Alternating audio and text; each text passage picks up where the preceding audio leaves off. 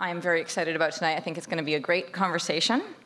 And so like Vivek, I won't take too long in introducing our first speaker, Aubrey de Grey. You all have his bio on the handout you got when you walked in. He's the Chief Science Officer and co-founder of SENS, which is a nonprofit biomedical research group. He hails from the computer science world, but he's fully steeped in bioscience. And when I asked him what I should say about him when I get up to introduce him, he said, "Oh, well, you should tell everybody that you were the person who introduced me to my first big investor in my nonprofit." So there you go. And with that, let's welcome Aubrey de Grey.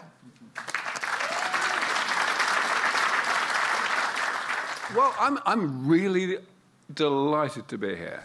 I feel fairly astonished and ashamed that I didn't know about VLab until I was invited to give this talk, because I now gather that it's been around a long time, and it's been a visionary organization in the Bay Area. You know, this is the kind of thing I don't expect not to know about. So that's wonderful. I'm also particularly delighted about tonight's event because, let's face it, this is a pretty awesome bunch of people that are arrayed on my left. I am going to have a good time tonight, and I think we all are. So I won't waste any time. I know that many of you are probably unfamiliar with the work of SENS Research Foundation, so I'm going to give a pretty high-level, 40,000-foot kind of thing, especially since I only have 10 minutes, and then we'll be able to get into the kind of visionary and perhaps quite, energetic conversations that I think you guys like. So here we go. I believe that we have been under-promising and also under-delivering with regard to the combating of the ill health of old age over the past many decades. I believe that we have been missing a bunch of tricks, and I think we can do better.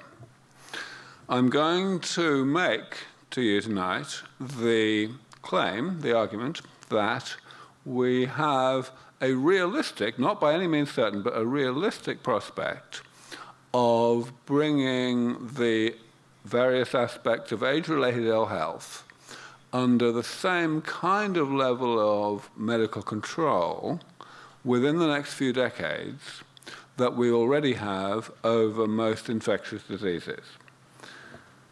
So, what does that mean? Well, I'm going to start out by asking you why we don't have that control already. Why is it that we have succeeded so well in virtually eliminating, at least in the industrialized world, the infectious diseases that historically accounted for the deaths of an awful lot of people, but not corresponding success against the diseases of old age? Let's face it, 200 years ago, more than 1/3 of babies, even in the wealthiest countries, would die before the age of 1. And the main reason they would die would be things like tuberculosis and diphtheria, right? That doesn't happen anymore. And yet, the diseases of old age, like Alzheimer's and atherosclerosis, which obviously is the cause of heart attacks and strokes, and osteoporosis and macular degeneration and so on, these things have only marginally yielded to medical progress. What's going on there? Most people would say this. Don't worry, you're not supposed to be able to read this slide. Most people would say, well, you know, aging is awfully complicated. There are so many things that go wrong with us in old age, and they go wrong at more or less the same time, and they interact, they exacerbate each other. So it's just the complexity. We'll get there in the end, maybe, but the fact is, it's just horrendously more challenging from a purely technical complexity point of view than the things against which we have had such success. Now, I am not in any way saying that that is not part of the answer. It certainly is part of the answer, but only part. I believe that there's a bigger part of the answer. And in order to explain that, I have to start by telling you what aging is. It's a bit curious that I even need to stand up and tell you what aging is, because the fact is, it's been with us for a long time. You kind of ought to know, in the same way that you kind of know what color the sky is. But if you actually ask people what aging is, you will get at least 11 different answers if you ask 10 people. So I'm going to give you my definition of what aging is as a starting point for the rest of what I want to say. Aging is very boring. The definition I have here has two features that I want to emphasize. Number one, it's mechanistic. It tells you how aging happens. And number two, it's demystifying. It tells you that aging is not a mystery. Most people have this bizarre concept in their minds that aging is this mysterious, nebulous concept, but it isn't. In particular, aging is not a phenomenon of biology. It's a phenomenon of physics. Aging is the same thing at root in the human body or in the body of any living organism that it is in a simple man-made machine like a car. Aging is the consequence of the physics fact that every machine with moving parts does itself damage as a consequence of its natural, normal operation. And the human body, or any other living organism, is just a machine which obeys that rule. What is damage? Damage is changes in the structure and composition of the machine. That's all it is. Changes that accumulate progressively over time as a side effect of the machine's normal operation, and that, therefore, that eventually get in the way of that operation. That's all it is. No machine can tolerate an infinite amount of such change. There's a certain amount of change that the machine is set up to tolerate, but only a certain amount. Now, why have I belabored that so much? I could have just said it like this. I could have said it's 3 words. Metabolism, that's the word that biologists use to denote the entire universe of processes that the body performs in order to keep us alive from one day to the next. Metabolism causes damage throughout life, even starting before we're born, and eventually that damage in late life has accumulated to the point where performance is impaired, whether it's physical performance or mental performance, and pathologies emerge. That's all. Now, here's the problem. Most people, if you ask them the following question, what types of way do people get sick? They would say something like what is illustrated on this slide. They would say, well, there's various types of disease. There's infections, that's column 1. There's genetic diseases, column 2, the ones that we are, a small proportion of us, unlucky enough to inherit from our parents. And then there are the chronic diseases that are characterized by old age. And then most people would say there's this 4th category called aging itself that consists of these rather nebulous, non-specific phenomena like sarcopenia, that's the loss of muscle mass as we get older, or immunosenescence, the loss of function of the immune system. But the key thing I'm saying here is not the classification. The key thing I'm pointing out here is the big black line. Most people would say that aging, the things in column 4, are a phenomenon that is completely unrelated, completely distant from the, quote, diseases that are in columns 1, 2, and 3. And that is a very big problem. Why is it a big problem? I'm about to tell you. The correct view is here. The columns are correct. The black line should be where I'm drawing it in this slide. The things in column 3 are parts of aging, just like the things in column 4. The only difference between column 3 and column 4 is semantic. There is no biologically motivated reason to distinguish between columns 3 and 4. And the reason that's so important is what I just showed you. if we now go back to my diagram, my little picture of the causality of aging, what the mistake in where you draw that big black line results in is geriatrics. What it results in is the overwhelming majority of spending on the diseases and disabilities of old age being misspent. It is spent on the presumption that we might be able to develop cures for the things in column 3, just as if they were in column 1, just as if they were infections. Billions and billions of dollars are spent in that way. And it's never going to work. It works a little bit. It slightly, very slightly postpones the ill health of old age. And that's enough to maintain this illusion, this delusion. But it is a delusion.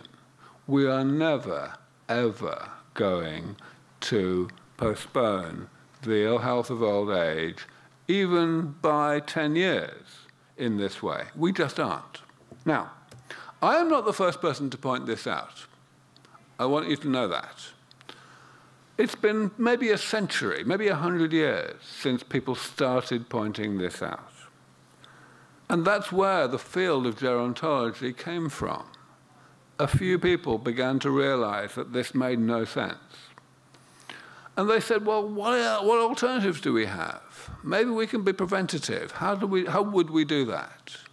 And they looked at nature. They looked at the living world. They said to themselves, well, hang on, we have some examples here.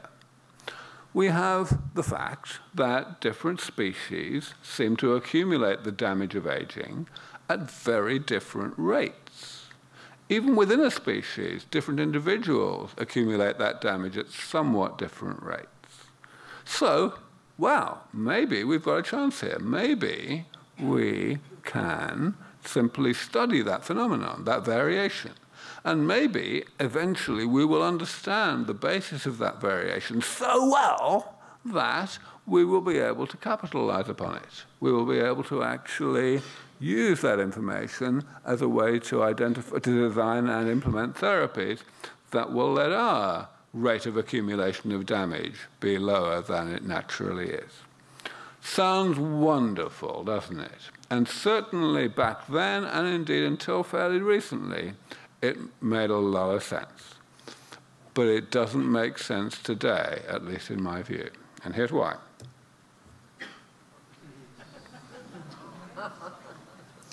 What I'm showing you here is a simplified diagram of a small subset of what we know about how metabolism actually works. Hands up anybody in the audience who writes code for a living. Okay.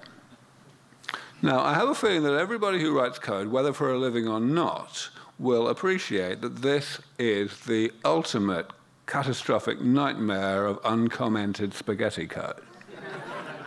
Right? There is absolutely no way in which we are going to be able to manipulate, to tweak this network that we see here in a manner that stops it from doing the thing we don't want it to do, the creation of damage, without, at the same time, stopping it from doing things we need it to do. You know, keeping us alive, that kind of thing. Right? It's just not going to happen. And of course, I'm actually grossly understating the problem. The real problem is not that this is a simplified diagram of a small subset of what we know about how metabolism works. The real problem is that this is a simplified diagram of a small subset of what we know about how metabolism works, which, as any biologist will tell you, is completely dwarfed by the astronomical amount that we don't know about how metabolism works. Even ignoring all the stuff that we don't even know that we don't know. You know, I mean, come on, right? Not going to happen.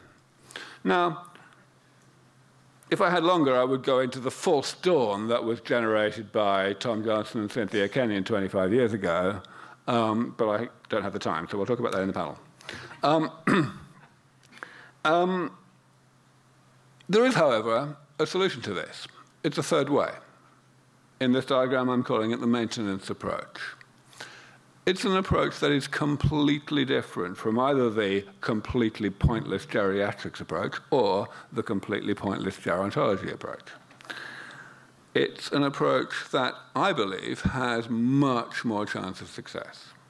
Rather than trying to slow down the process whereby metabolism creates damage or the process whereby damage creates pathology, we instead separate those two processes from each other by going in and periodically repairing the damage so that even though the damage is being created at the natural rate, it doesn't accumulate to a point that is pathogenic.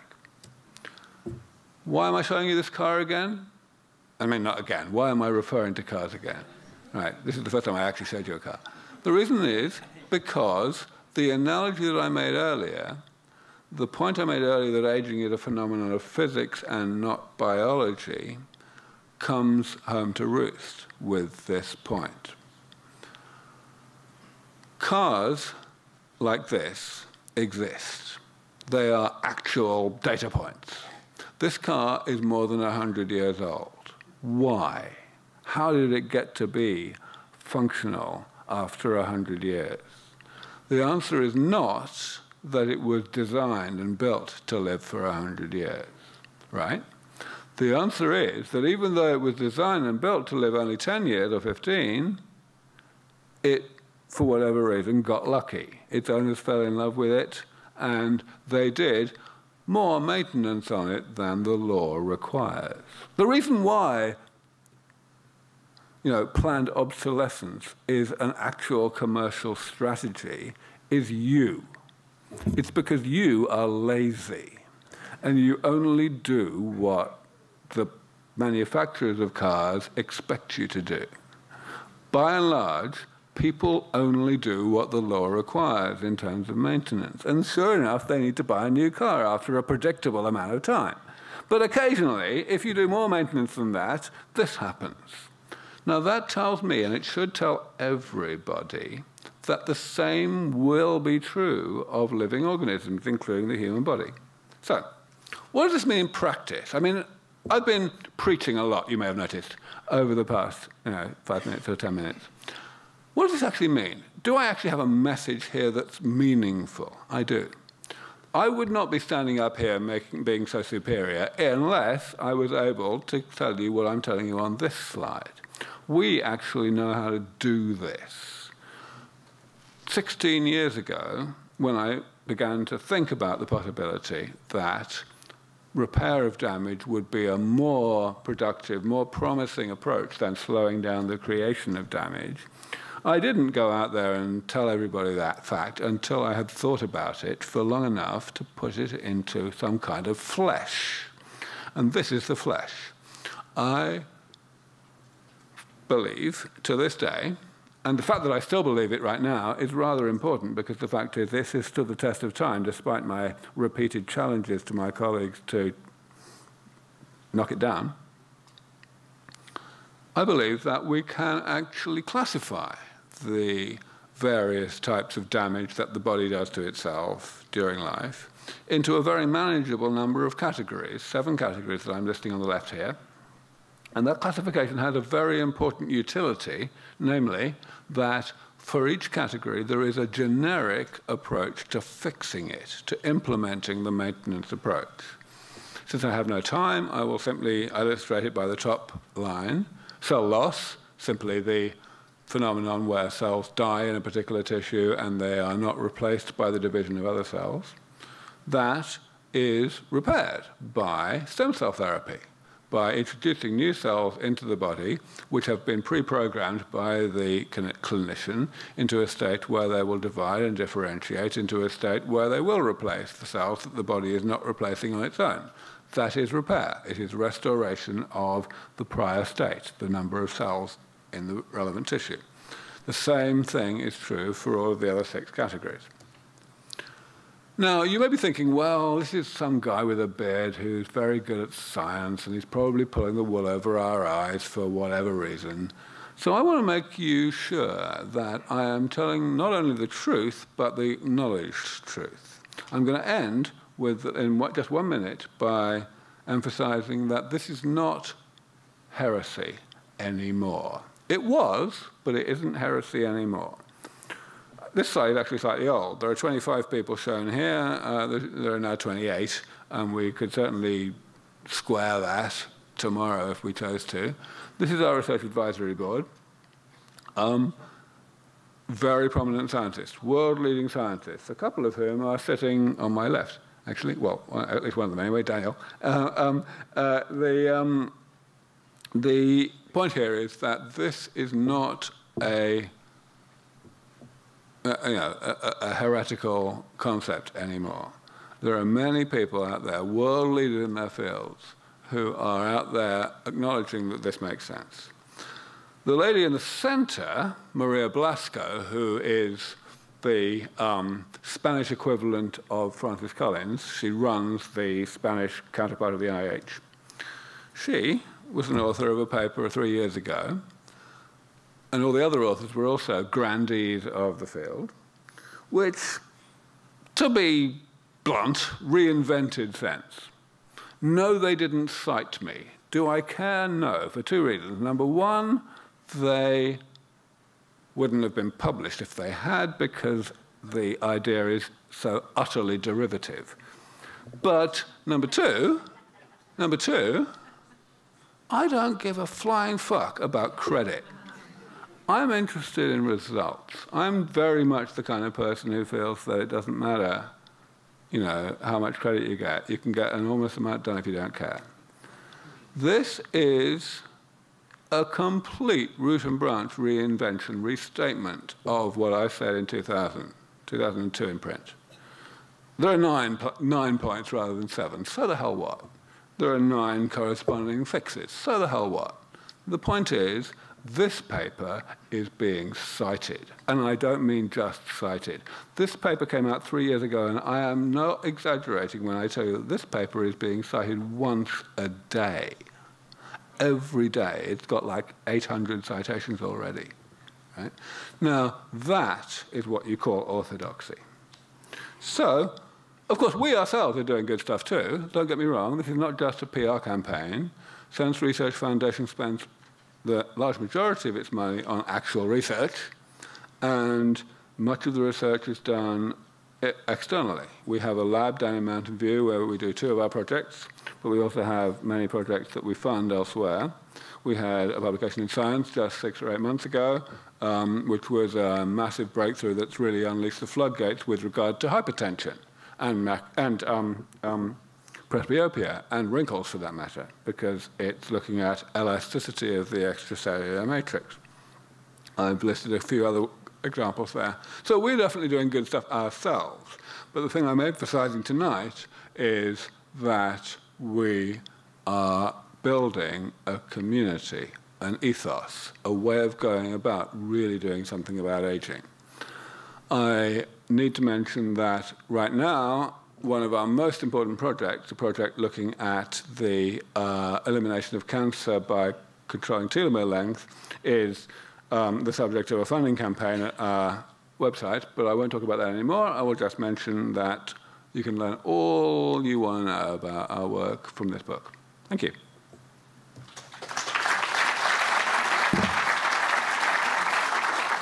So I gather that my next job is to introduce my great friend Daniel Kraft, who is entirely responsible for my beer reputation, because he was the one who chose to give me a beer on stage the first time that he had me speak at Singularity University in their first year. He's had me back every time, and I can't get away from that beer anymore. I'm not exactly saying I'm complaining, you understand, but that was the way I decided that I would introduce Daniel.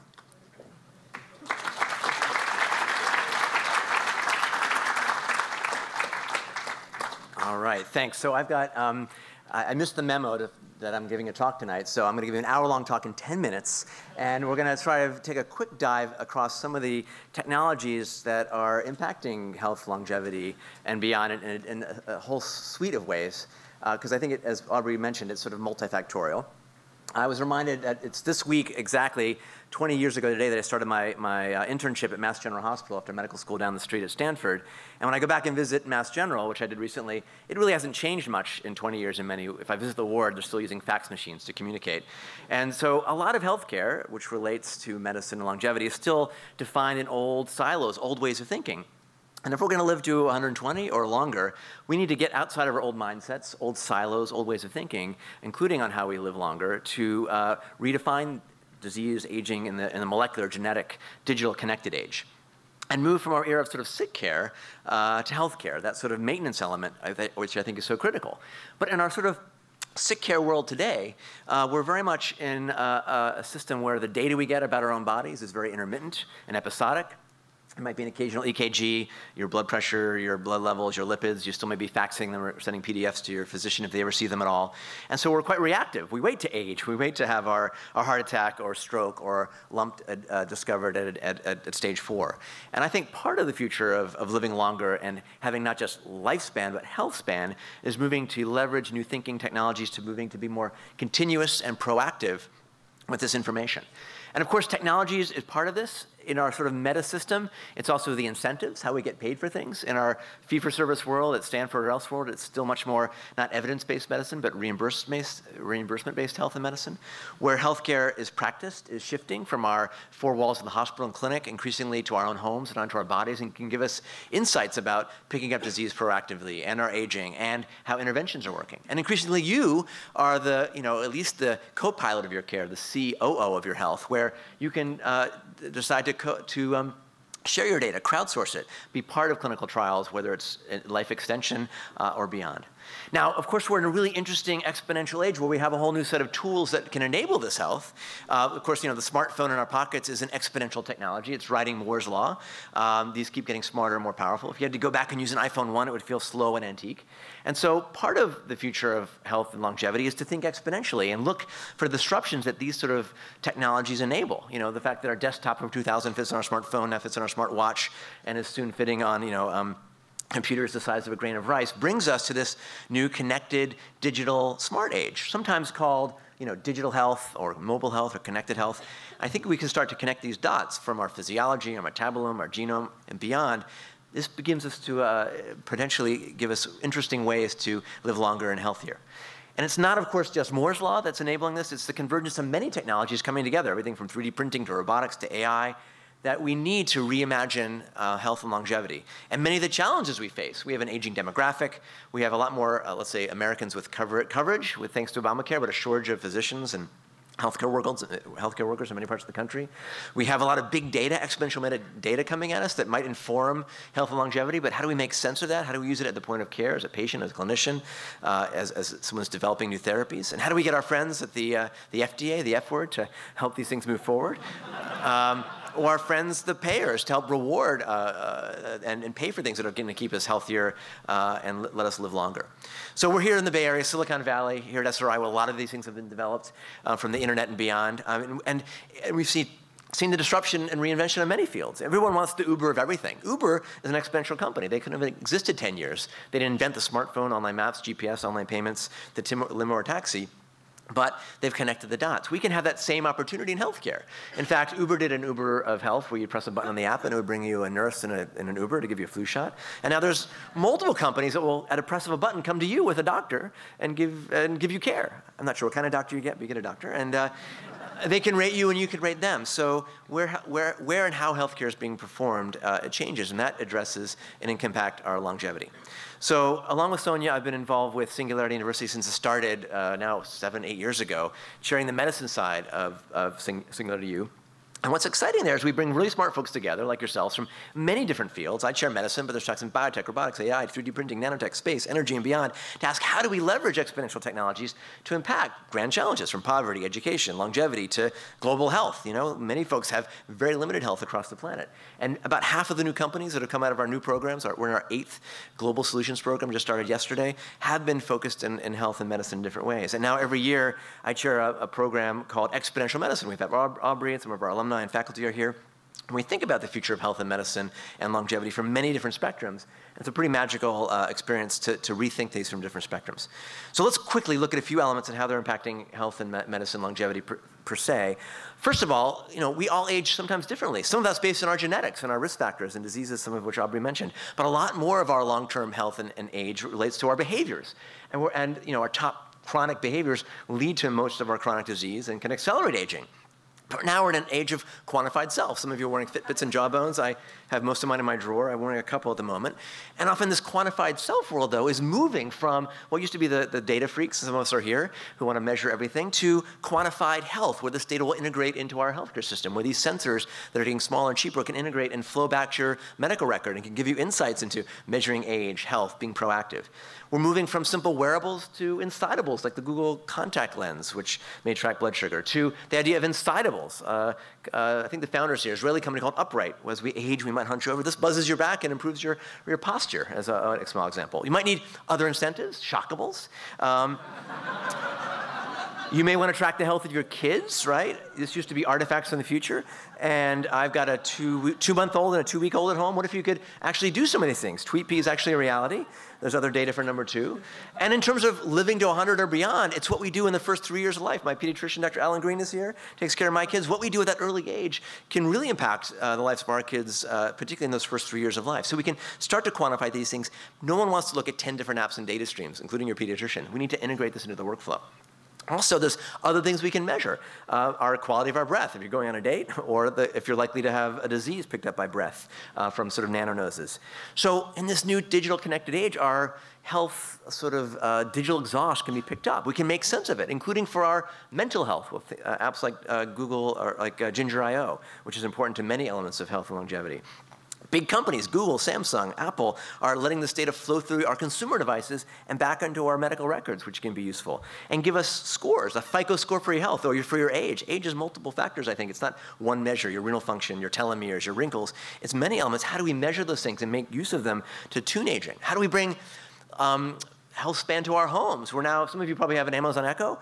Think about how that's used to, you know, order pizza or play the Beatles, but it could be used to manage and prevent diseases, from ordering your metformin to helping you if you're fallen and can't get back up.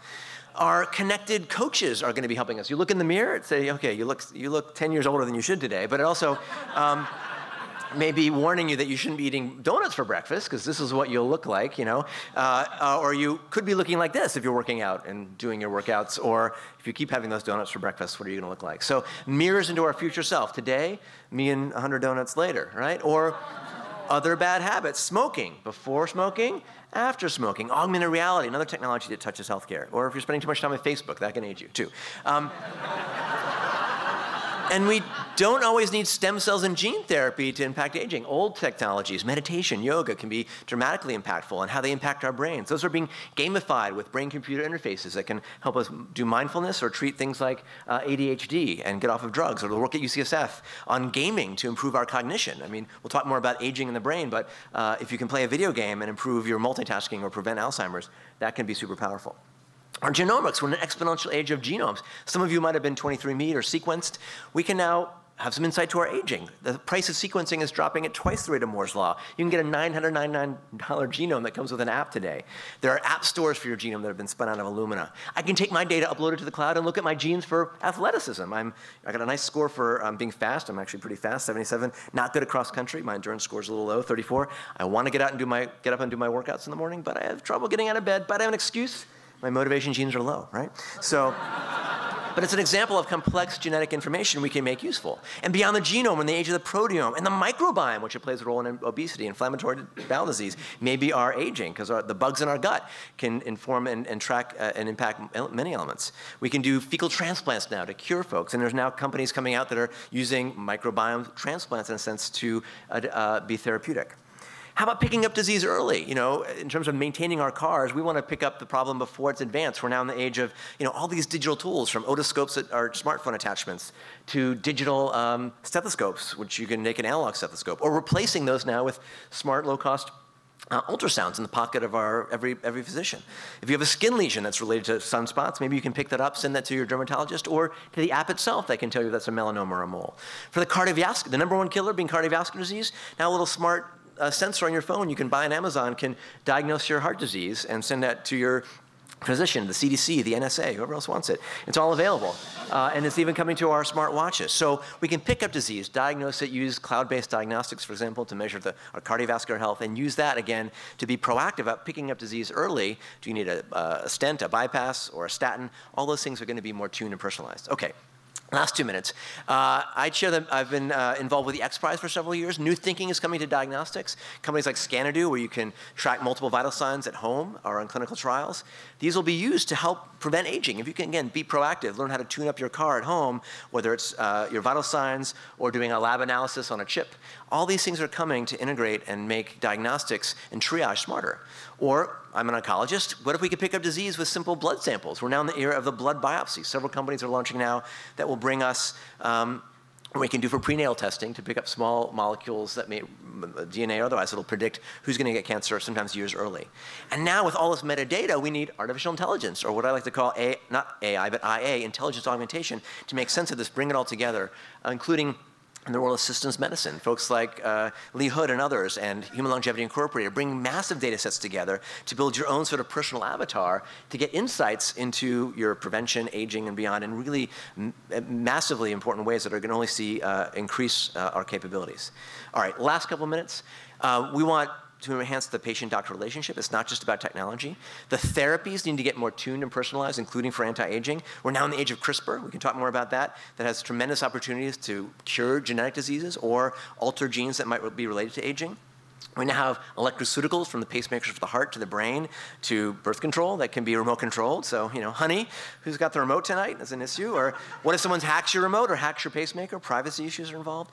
We can start to prescribe apps for almost any sort of disease, prevent diseases. Telemedicine is here. Robotics can play a role in aging, from helping aged folks in the home or folks who have disabilities. Exoskeletons can be worn now to enable folks who can't walk from spinal cord injuries and beyond. And parts of those are being 3D printed and personalized. So part of this era of longevity and health span will be using things like printing your cast that matches your own arm, or knee implants or hip implants. Or my new company in telemedicine, we're able to 3D print personalized polypills, which might have your metformin or rifampin or other longevity meds, or just your statins. You might print those every morning to optimize your health, longevity, and beyond at home based on you and all your omics in real time. Blending 3D printing and stem cells. We're now in the age of being able to make personalized stem cells. Regenerative medicine, stem cell biology, my background at Stanford is amped up quickly with things like induced pluripotent stem cells. Those are kind of entering clinical trials. We're using 3D printed organs to do early clinical trials, organs on a chip. My world of bone marrow transplants moving in the realm of not just using bone marrow stem cells the old-fashioned way. I invented a technology to harvest bone marrow stem cells more easily. We can use those for treating bone marrow transplant-related diseases, or stem cells to treat cardiovascular, brain diseases, and beyond.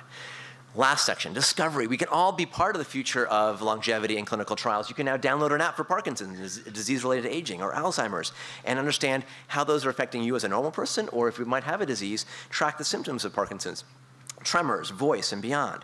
So just like we crowdsource our driving, here's a map using Waze or Google Maps. We share some of our private information. We can start to crowdsource health and longevity, your location on the road, where the traffic jams are, to keep our car on the road, and hopefully to the mechanic proactively with our own GPSs for health and check engine lights, and being guided by others.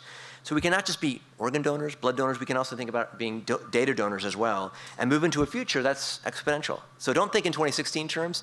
Think of where the puck is going to be in the next 2, 5, 10 years. It's a very exciting age. The future of longevity, I think, is the convergence of many of these technologies. And so I hope we can move from our sort of aging world of episodic and reactive care and siloed medicine to being much more continuous and proactive. And with that, I think we can all together not just predict the future of health and longevity, but go out there and invent it together. So with that, thanks a lot.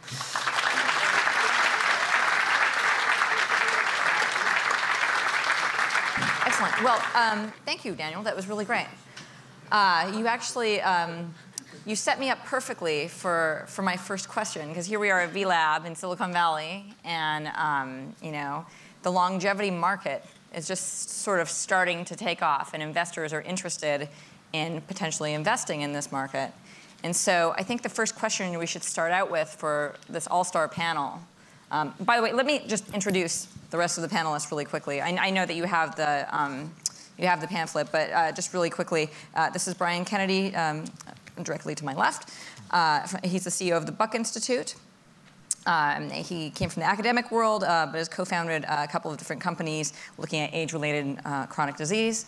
And we've got Daniel, who you just heard speak. William Eden, who's with Thiel Capital, focused on early-stage life science investments. And then we have Joseph McCracken, VP of Business Development at Alkahest, which is working on improving brain function due to aging, which is very important. Then we have Dr. Thomas Rando, who's a professor of neurology at Stanford University. He's also the director of the Glenn Center for the Biology of Aging at Stanford and deputy director of the Stanford Center on Longevity. So we have an all-star crew here on the topic of longevity. So let's get back to the market here.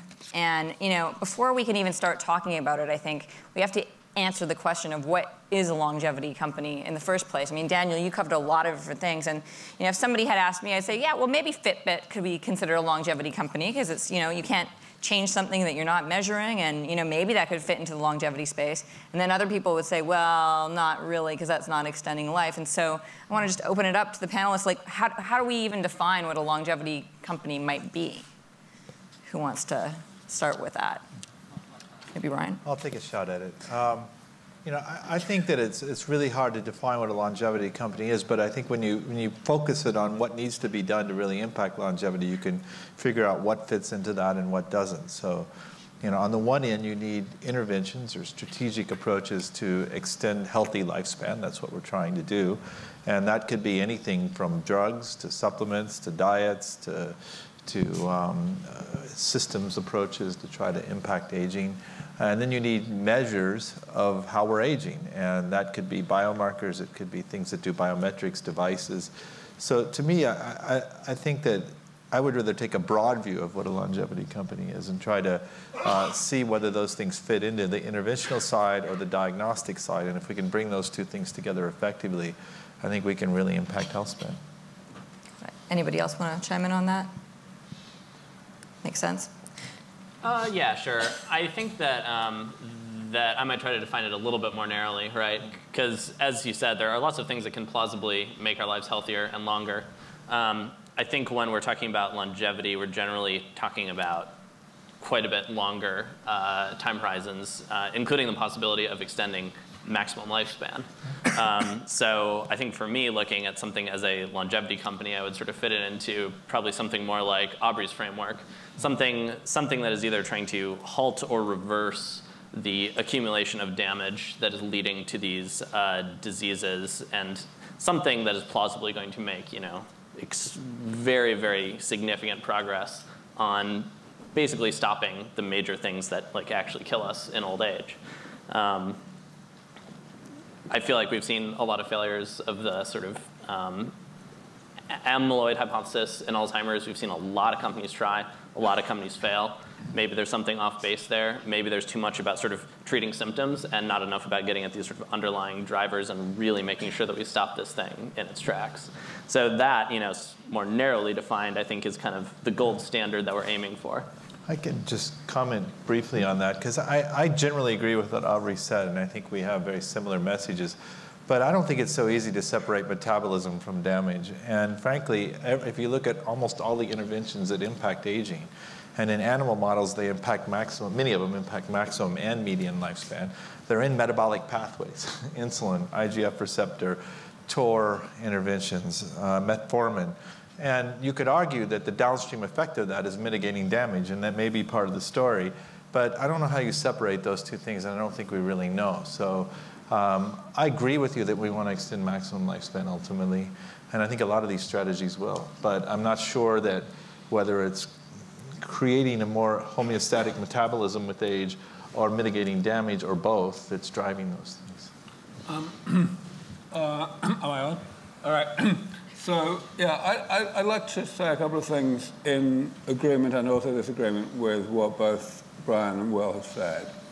On the one hand, I think that it's fantastic that we have people in, for example, Brian's position, very prominent people in the mainstream gerontology community saying that increase in maximum life, saying publicly, on stage, that an increase in maximum lifespan is desirable in principle. This is something that even 5 years ago, let alone 15 years ago, would have been unthinkable. And I regard that as major progress. Not, however, because I think that it's the main point, but rather because I think that the antipathy towards that idea was a huge distraction for a very long time. I think that we have been seduced as a community. I'm speaking here mainly about the scientific community working on the biology of aging. We have been seduced for a very long time, which I am very pleased is largely over, by the idea of health span as being in some way a trade-off with lifespan, that it being a health span versus lifespan. The truth, the biological truth, is that health span confers lifespan. And the only reason we are tempted to think about the things as being in opposition is because today, when we don't have therapies that do very much about aging, the fact is, there are some things, there are quite a lot of things that people enjoy doing that are bad for them. And therefore there is a trade-off there, a tension there. But that is not the situation that we are envisaging. And maybe this is a hard concept to get over to people who don't really want to think very hard. But the fact is, it's a fundamental concept that what gerontologists are really about is conferring extended health and, as a side effect, conferring extended life. Okay, so things have changed.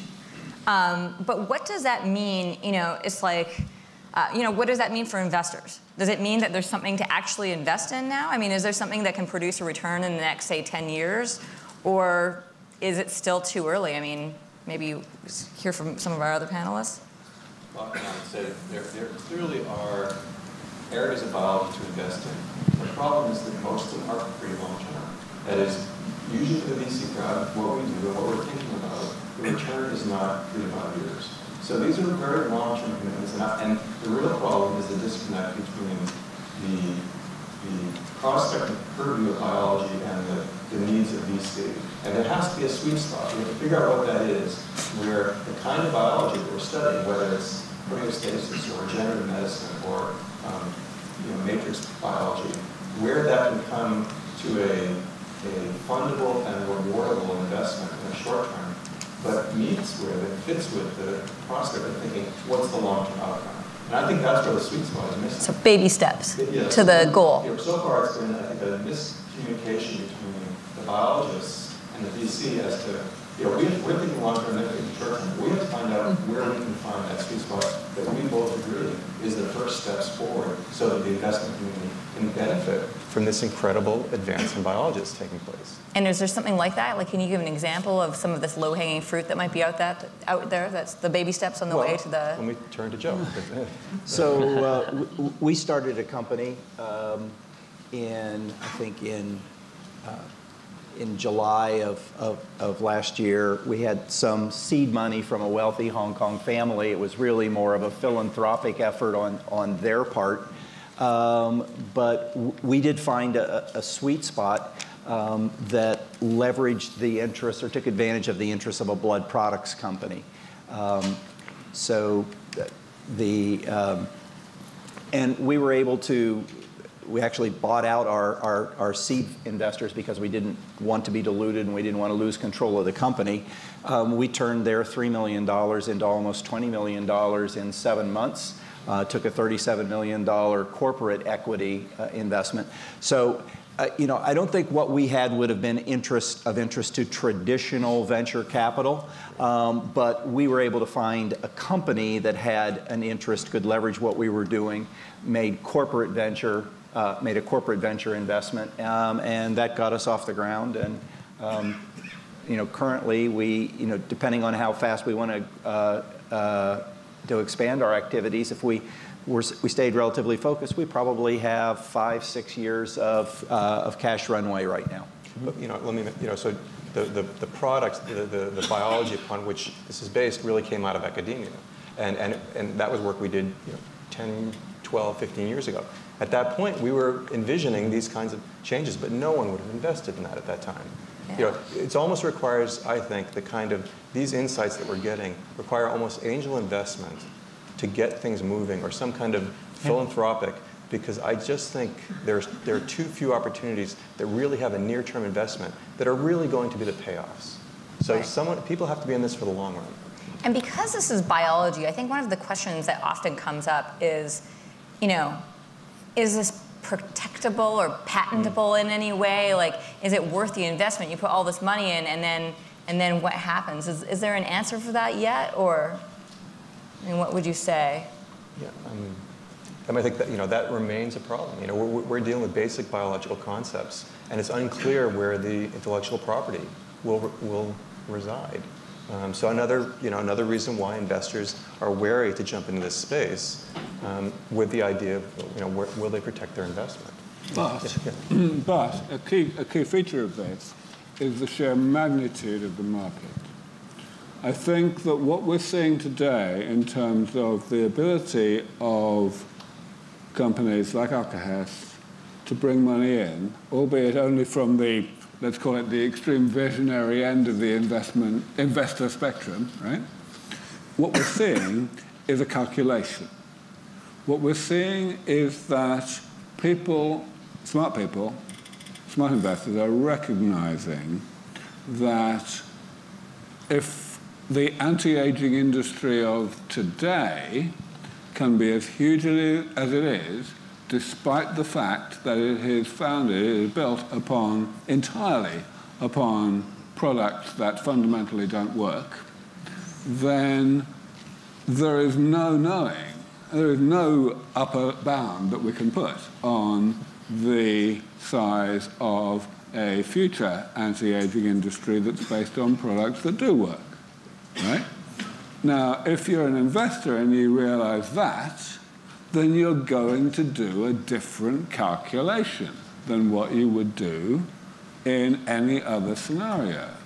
Your input numbers are going to be different. You're going to feel that it makes sense, makes rational investment sense, even taking away all the humanitarian motivations and everything. It makes rational investment sense to take higher risks and to take on board a longer timeline before exit. That's what it's all about. So go ahead. I would just add to that I think there's a disruptive component to investment in this space as well. It really is, as Daniel said, it's about doing healthcare versus sick care. But we have a whole set of perverse incentive structures around our healthcare industry that's designed to do sick care and make money off of it. And I think most of us now believe that if effective aging therapies are really about keeping people healthy. And if you look at the global economic impact of this continued sick care cycle with the demographic changes and the elevated number of aging people in the global population, it's unsustainable. So we need people that want to mediate positive change as well as make money. Okay, so one of the stumbling blocks for entrepreneurs then is maybe educating VCs on the differences in the longevity space versus other spaces that they invest in. Would that be accurate? What about the FDA? You called it, they're the F word, right? Well, to take a small example, if you're going to do a trial to have a longevity drug, like let's say it's resveratrol or metformin for that matter, and you have to have an endpoint. Well, we're going to do a double-blind placebo-controlled trial with 100 men and of the same sort and see 50 years later how they do. It's a hard thing to measure.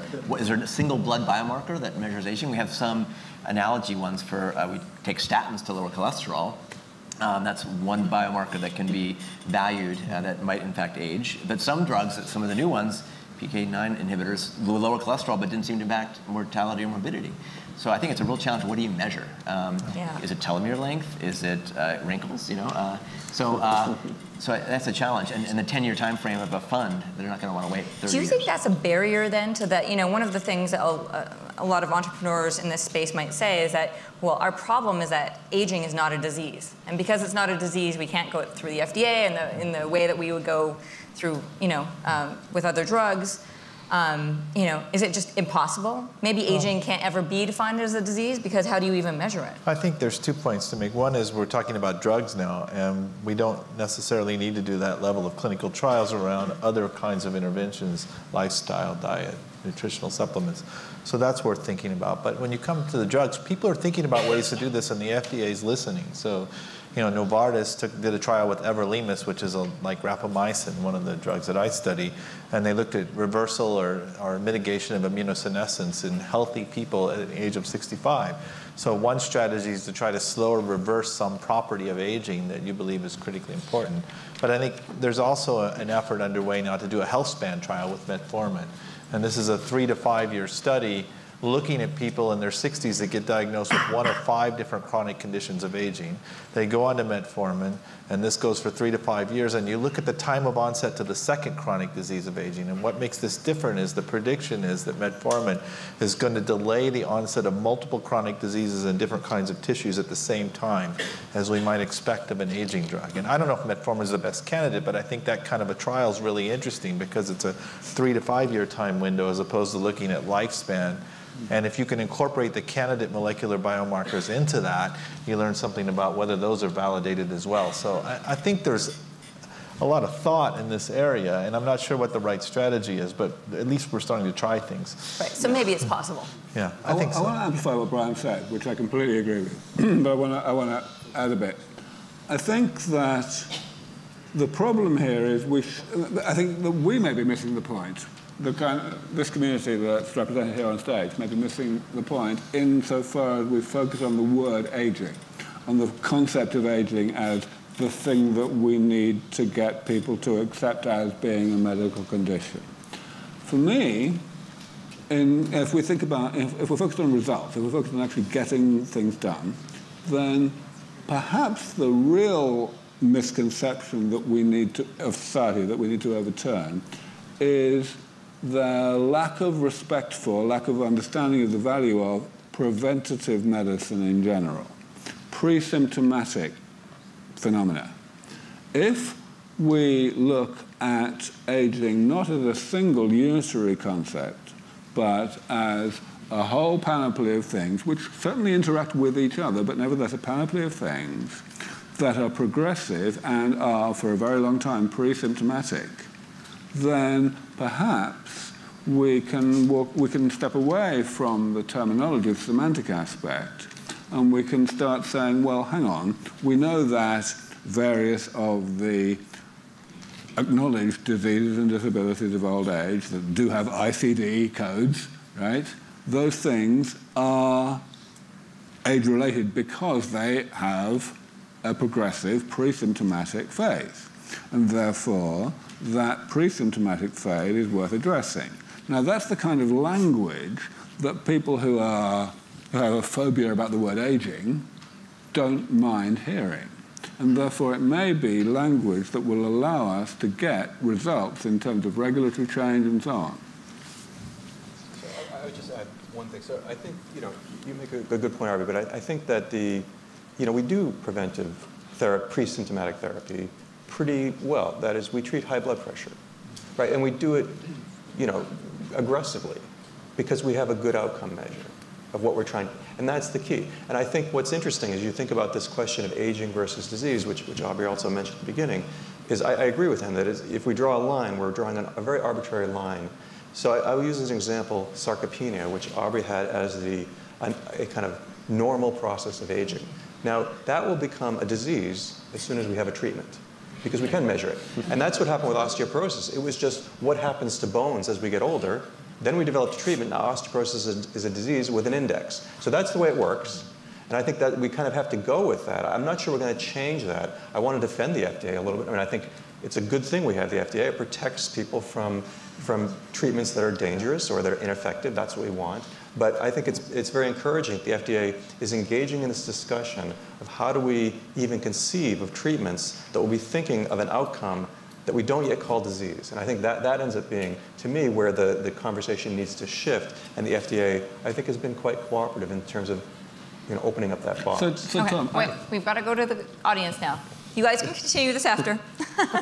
I'm going to step in now because the audience has a bunch of questions. And as you can see, you can text your questions for the panel to 650-308-8522. And some of you have already done that. Phone number, right? It's not my phone number. it's this one.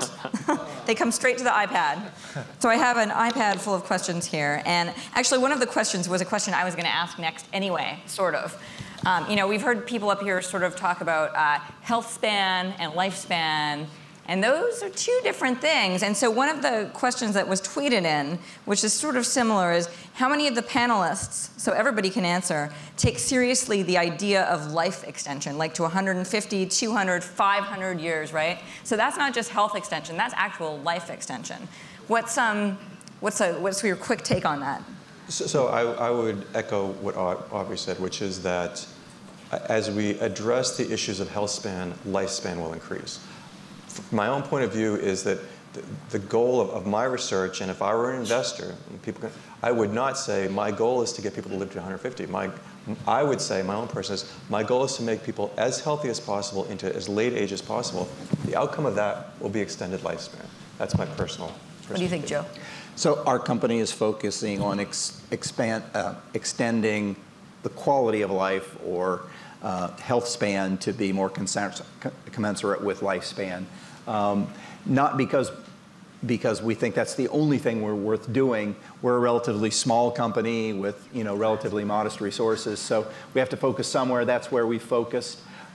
We do have a moonshot project that we're looking for funding. If anyone wants to fund our moonshot project, it's to actually develop a biological signature or a biomarker of aging. We don't think it will be a single protein or factor. In fact, we want to look at the entire proteome of 20,000 proteins. And we all believe that people age at different rates. There are people that are 60 that look like they're 40, 40 who look like they're 60. But we want to understand why people advance at different rates, and to actually come up with a biological signature of age, so that when you go to see your physician and they ask, okay, what is your name, what is your gender, how many times has the Earth gone around the sun since you were born, you can answer that question, but you could also say, and my biological age is X years, which presumably would be often different than your chronological age. Will, I know you have an answer to this. Oh, yeah. Yeah, I mean, I think that health span promoting activities, drugs, treatments, and so on are generally good at extending sort of median lifespan, but not necessarily maximum lifespan in humans that we've been able to demonstrate. Maybe there's stuff out there today that would get us past 120. I think there's nothing in the laws of physics precluding the idea that we could live to 150 or 200 or possibly even older. But we are dealing with this very complex biology. And I think that is a goal that is absolutely worth aiming for. It's not clear how far we've come towards that goal. And it's not entirely clear even what we need to do to get there. But definitely like significantly more moonshot projects. And I think actually keeping our eye on the real prize, right? Which is healthy maximum lifespan extension. These things don't have to be opposed to each other. Got it. Daniel. I think in terms of companies in the space, Calico, Human Longevity Incorporated, and others, part of what they seem to be focusing on is gathering lots of data, genomes from folks who are 110, and maybe their metabolomes and microbiomes and beyond, and making sense of that to identify potential targets or other elements. So how do you find the 110-year-olds that still have cognition, right? No one wants to live 120 and not able to wipe their nose or other things. So I think there's some really interesting systems medicine and biology that's going to come together through the convergence of many of these companies and data elements that will potentially massively shift things. And of course, from the purely medicalized side, yeah, we're able to maybe swap out certain organs and get folks to live to 120, but we want their cognition there. And I think going back to this idea of stage 0 medicine, there are now technologies that can pick up with PETs, in terms of Alzheimer's and dementia, which is often many diseases, PET scans, biomarkers from the blood, eye tracking devices that can predict who's going to get, let's say, dementia 10 years later. Then maybe we can take some of these interventions and apply them early. That will impact cognitive function and the rest of health and lifespan. Ryan? I don't see that health span and lifespan are opposed to each other at all. I think they're two components of the same thing. I think there's 2 points to make. One is that part of it's a semantic argument. When I go out and talk to the general public and say lifespan and ask people if they want to live longer, a lot of people imagine their 85-year-old grandmother who's taking 18 pills a day and in pain, and they're like, why do I want to live longer like that? And so health span is a more coherent argument for the majority of the population. Now, I think a lot of people in this audience are probably happy to think about the future, and I am too. If I can be 150 years old and healthy, I'm all for it. And I actually think that the interventions in mice do extend maximum lifespan. It's pretty clear. They extend health span and maximum lifespan. And I think there's going to be strategies to do both. So I think that a lot of what we're trying to do is emphasize what aging really is, which is keeping you healthy and functional longer, and you're going to live longer too. And just before Aubrey goes, and I have a good idea what you're going to say, how many people in the audience, I'm curious, would like to live to like 150? Wow. Wow. Healthy though. More, how about more than 150, like indefinitely? Selective audience. Yeah. Oh, wow, this is incredible. Okay, this is a very special Special audience. Special audience. America. Okay, right, okay. Sorry, Aubrey, I didn't mean to stop you Shocking. from That is responding. totally shocking, by the way. I've never It is seen shocking. that proportion of hands. You in a you never crowd. see that many hands go up in an audience. That's why those Yes. people are here. We should have taken a photo, yeah. Is anybody currently Get 150? a different answer. You might get a different answer at Walmart. Okay. So I didn't give Aubrey a chance to talk yet, so give us your take on the health right. span versus lifespan. It's gratifying to be in such a sympathetic crowd, and I want to start by actually mentioning something that happened a few months ago when Brian and I were on stage, when Brian was, actually, it was the first time I'd seen Brian defending the position that he's been describing tonight, at least live. And he made a wonderful quote in response to a question about of this kind. He said something like, if I've got the choice between being bored at the age of 150 and having Alzheimer's at the age of 80, I have a feeling I know which one I would choose. And you know, this kind of is a really important thing for me to get across here. There is, you know, I am often characterized in the media as a maverick, you know, as an outlier from the gerontology community in terms of my aspirations, in terms of my intentions, in terms of my expectations. But I'm much less of an outlier than you might think if you believe what you read. The fact is, the work that we do at SENS Research Foundation has never been characterized by me or anybody else as leading to 1,000-year lifespans. I believe that the work that we do has a respectable chance, a much better chance than work that goes on throughout most of gerontology, but that's just my view, in fact, my scientific view, a respectable chance of giving a perhaps 30-year increase in healthy lifespan and therefore in total lifespan. Not 1,000 years. This 1,000-year thing comes from a completely different thing that I maybe unwisely pointed out 15 or so years ago, namely that because we are talking here about rejuvenation technology, about repairing damage rather than slowing down the creation of damage, we are buying time. And therefore, there is a respectable chance, in fact, a very, very good chance, in my view, of achieving what I call longevity escape velocity, where by unknown means we develop SENS 2.0 and SENS 3.0 and so on, and thereby stay one step ahead of the problem and achieve the same results for people who are alive today as we would achieve if, by a complete miracle that I certainly don't think is going to happen, we were able to completely defeat aging in one go. This two-stage thing, this two-stage aspect of what I say, is really a very important thing for me to communicate, not just for the benefit of the credibility of SENS Research Foundation, but also to answer the question that Sonia began with, the question of the difference, of what this whole longevity thing is about. We've already established that none of us here on stage are working on longevity. We are working on health, and longevity is a side effect. But the magnitude of that side effect needs to be taken seriously. And I believe that it's very important for everybody, whatever the mainstreamness of their position, to have the courage to stand up and say, yes, the fact is that we don't know what's going to happen after we get that first 30 years of rejuvenation technology. Maybe we will have radically increased longevity. We don't know how, but we certainly don't know that it's not going to happen, and therefore we should not ridicule the idea that it might happen. Okay, so there we go. We have a clarification of Aubrey's 1,000-year-old comment. You heard it here first. And there are some really great questions on here. And here's one that's sort of more detailed, and it's very Silicon Valley, so I think we should go to it next. It is, can we just create a computer simulation of the entire body and its metabolism and run tests against that? So I'd like to point out that it's very hard to even predict protein folding using a computer. How many different proteins do we have in, tens of thousands, and all of them have the potential to interact in this giant soup sloshing together? That gets extraordinarily computationally complex. And I think it's really a question of, can we get enough data out of biological systems? Can we model that effectively such that we can actually produce predictive outcomes?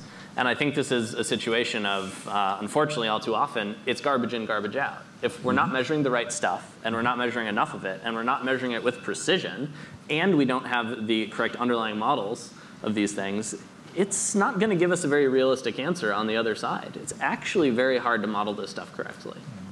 Okay, and here's another question that I think Daniel would be good to start with anyway, is data collection about our body is exploding, as you pointed out.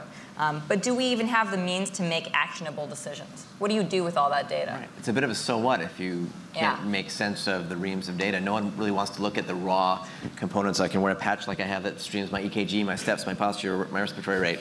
So what? Unless that can be boiled down and made actionable. I would argue we already have a lot of data today we're not using. I mean, take something as simple as a statin for preventing cardiovascular disease. You can do a 23andMe test and look at your pharmacogenetics, which could impact what dose you take, which drug you pick, which would impact your ability to take and tolerate that drug. That doesn't flow to your clinician today, even if that genetic information is available. So the trick will be to integrate that information, have the flow work, and have that be made actionable. And we're going to learn what the bio footprint might look like. Google's doing a baseline study, which will be digital exhaust plus your genomes, microbiome data, and others. And we're going to learn what some of this might mean. We don't have these vital signs in the field until today. And so those will become, I think, for example, Lee Hood, sort of the father of systems medicine, points out you could have 1,000 proteome biomarkers. If you can see them here in your healthy state, here's the disease state. When we start to see those move, we can be more proactive. But we need to figure out the signal from the noise. And part of that is the mix of computation, AI, systems medicine, and beyond. Anybody else want to tackle that? Or? Well, let me just add one thing to that. And so the question was, what do we do with the data we have? So I guess there are two parts to that. One is, let's say we have something that we can do, that we can administer, a drug or something. That would be one thing that would be important. But the fact of the matter is that we have a lot of information that is common sense as to what we should do, and that is eat less and be more active. We know that. Do people do it? No. So so much of what we talk about in the issue of lifestyle and habits, it comes down to how do you get people to do what they know is good for them, and they don't do it. And that's across any realm, whether it's social engagement or physical fitness or diet or or financial security, savings.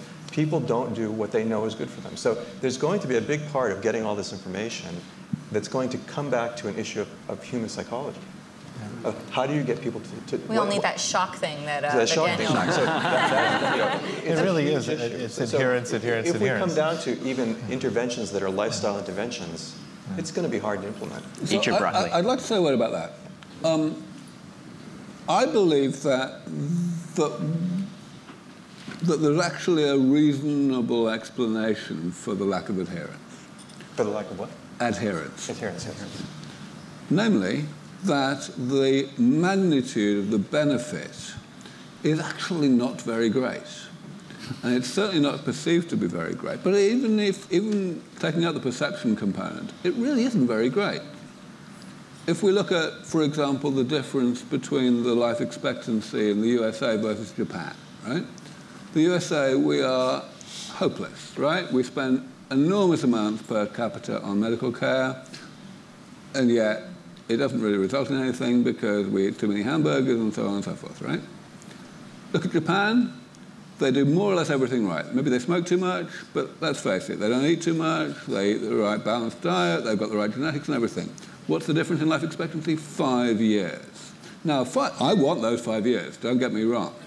But you look at your average person, and they balance the quality versus quantity, because today there is a versus there, right? And I mean, I'm not going to say that people are making a rational decision. Yes, it's an emotional decision. But it's hard to make a strong argument against that decision today. If you like smoking or drinking or eating hamburgers, and you're only going to lose 5 years, or 2 years, or 2 months, or whatever it is, then can we really mount a strong argument against that? Well, I think you can, for example, with smoking and cancer. Smoking, sure. Smoking, sure. I think there are examples. I agree that may be for a healthy diet versus a less healthy diet. But things like smoking and cancer, and I'll use even the more general issue of saving for retirement.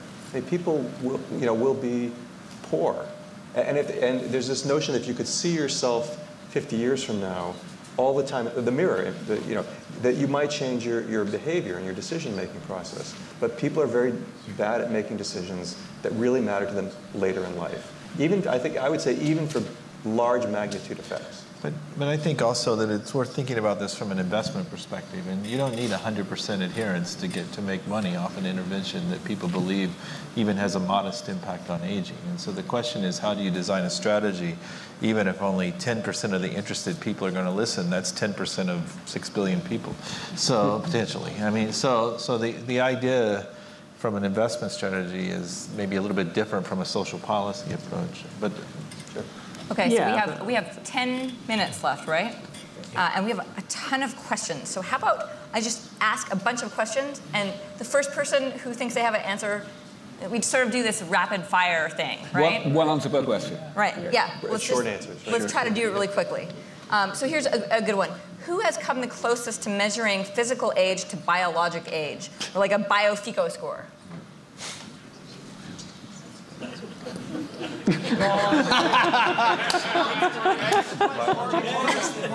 Biological versus chronological. Yeah. I mean, a lot of people are trying to do that. Yeah. I mean, there's a so-called epigenetic clock right now that's kind of popular, which is looking at a series of markers that very accurately predict chronological age. The question is whether it will also predict biological age. So again, this is key. This is what we were talking about before, of having a good marker that you can measure that says how old you are biologically as opposed to chronologically. There's a lot of work going on in that. Everything is pretty noisy. Yeah, but I do think it's going to be an integration of a lot of measures and not just one. Yeah. Okay, next question. How big of a role does diet play in aging? Does restricted caloric intake actually equal extended lifespan? It does in mice. It's even better in worms. Short and accurate. Right. Who wants to live to 150 hungry and cranky either? Isn't required. Yeah, I think it's important to recognize this. Today, we can extend the longevity of rodents by maybe 50% using calorie restriction or its pharmacological or genetic emulation. 80 years ago, we could do the same thing. When calorie restriction was discovered by Clive McKay, that was the number that he was able to achieve. We have made no progress in improving that, and that is swept under the carpet far too much. I believe that we have abundantly enough data to tell us that emulation of the phenomenon of calorie restriction is not the way to go, because the longer-lived species you work on, the less the effect. Okay. So who should be doing moonshot projects? Should it be university researchers, venture-funded researchers? Yes. That's my answer. Yeah, I mean, I would have a bit longer answer, and it sort of gets back to this question of, who actually has those timelines? Yeah, sure, there are some things that work in a 3 to 5 year time horizon. Maybe that's well suited for VC. I think probably Silicon Valley is maybe just a little bit too focused on the VC model. And I think it's worth looking at other potential funding vehicles that potentially have more longevity than one VC fund. So I would say high net worth individuals who are also extremely incentivized to live longer personally, and they have a big pool of funding. Corporate VCs, right? Because in theory, a corporation lives forever. They obviously might have to hit their own quarterly targets, but they are sitting on tens of billions of dollars on their balance sheets, and nothing's happening with them. I might even start to throw in something like sovereign wealth funds, where they're sitting on even bigger pools of money, and they have to actually start thinking about the health and longevity of their population. And I think that's going to become a huge issue. So I think all three of those sources are sort of not usually thought of as much in the Bay, but might actually be much better at funding longevity-oriented projects. Some of those sources are more interested in trying to evoke social change, too. So that's right. Also. And so I'll be going next week to the White House Cancer Moonshot element, which is trying to bring multiple parties together that often aren't talking to each other. And sometimes just unsiloing the data between electronic medical records, pharma companies, and others can incentivize this. So sometimes there's a government level and incentive piece that's not just the science component. Okay, so does anyone want to address mental health and longevity? How, like depression could be a barrier to a healthy lifestyle? Is there anything to be said about that from the perspective of anyone here? I mean, certainly depression is a big driver of unhealthy lifestyle choices, overnutrition, and particularly when, one of the things we noticed is we started working at the Buck with people with mild cognitive impairment. And the level that depression plays in the advancement of this disease is striking. And one of the reasons for that is we tell people, all right, you've got signs of Alzheimer's disease, enjoy the next 10 years and then die. It's really a sad story. There's nothing to give these people. And so giving them the best knowledge and some strategy about how they might mitigate some of the effects is doing two things. Maybe we're giving them things to do, but we're also giving them a plan which helps with depression. No. So somebody mentioned the possible effects of supplements. How can people have any certainty that what they're getting on the label is actually what they're getting in the unregulated market? Is that something that needs to be fixed? You don't. Yeah. You don't know. You don't. You don't know. So what does that mean? Do you just ignore that market? Do you not take supplements? I think we need to figure out a way to do that market right and actually do some testing of these things, have credible sources of information, but it's buyer beware right now, for sure. And there's still a lot of snake oil out there. I mean, there's very few actual supplements, fish oil, vitamin E, that seem to actually have a significant effect. Okay, we have 4 minutes left. I'm just going to keep going. Right. Does anybody know what research at Calico is revealing? Yes, somebody knows. Nobody here. Nobody here. I'd have to kill you if I told you. So. Right. Oh, Aubrey, this is one directed right at you. When will the first actionable results be available, extending a mammal's lifespan? What will the quality of life be after your future procedure? Well, those are two very different questions. It depends what you mean by actionable. If by actionable one means sufficiently interesting that someone sends us a large amount of money, then that's an action that I would be very welcome. It would be very welcome, and I hope it happens tomorrow. See me later. If you mean actionable in the sense of something that would be in the clinic, then the question is complicated because aging is so multifaceted.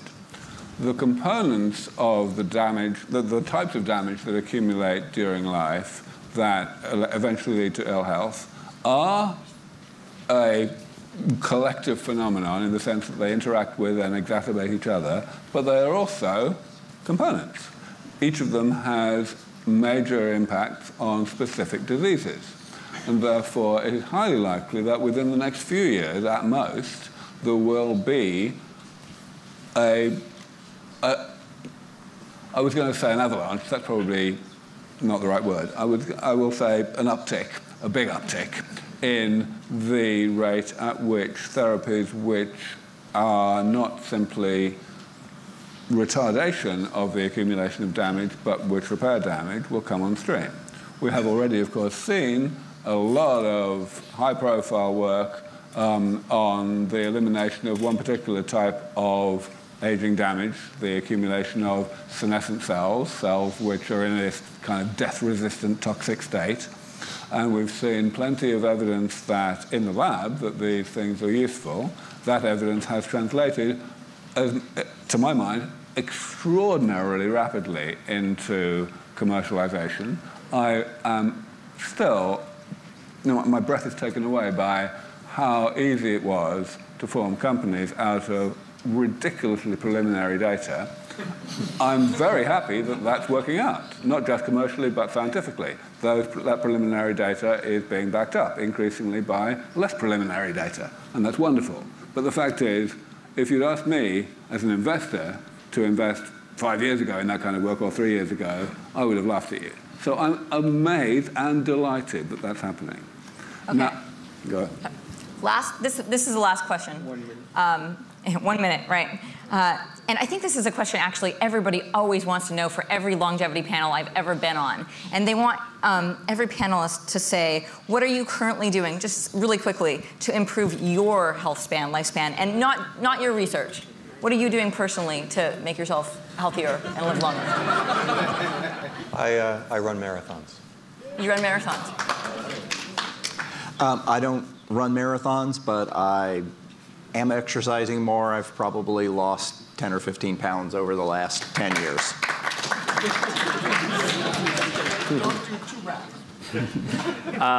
Fasting and high-intensity interval training. Try and get enough sleep and take my fish oil and a multivitamin and try and get out and run. Yeah. I'm a runner too, and I try to eat a relatively healthy diet. But I will say that when I started at the Buck as the director, everybody asked me this question. And so I was about 45 then, and I said, well, at 50, I'm going to reevaluate and decide what supplements or drugs I want to take. And that's 6 months from now, so come back to me. I'm going to answer since I'm sitting here. It's eat less, move more, and that actually really does work. I think that's what we're hearing everybody say. I don't take vitamins because I don't like that last question. I don't trust what's in them. I'm not doing anything that anybody on my left said. I am investing in my future. I am relying on my evaluation that the harder I work, even though it means getting far too little sleep, the sooner we will develop therapies, well, we as the community in general, not just the foundation, that will mean that it doesn't matter that I accelerated my aging in the meantime. You're all in.